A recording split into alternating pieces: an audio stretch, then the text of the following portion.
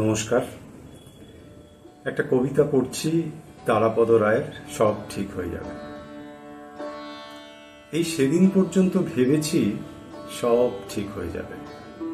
কবে, কখন, কেমন করে, কিভাবে ঠিক হবে, এবং সত্যি সত্যি কি ঠিক হবে, এবং ঠিক না হলেই বা কি হবে, সে বিষয়ে অবশ্য তেমন কোনো চিন্তা করিনি, কোনো ধারণাও ছিল না। শুধু কোথায় কেমন একটা আলগা বিশ্বাস ছিল। মনে মনে ধরে রেখেছিলাম একদিন সব ঠিক হয়ে যাবে।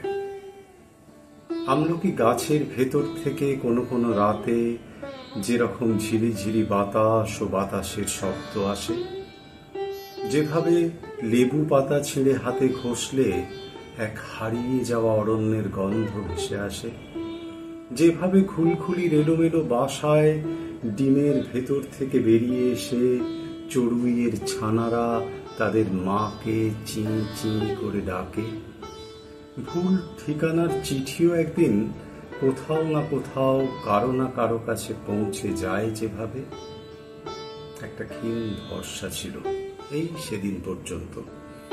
যেভাবে এইসব ঘটে, এইসব ঘটে যায়, সেইভাবে একদিন সব ঠিকঠাক হয়ে যাবে।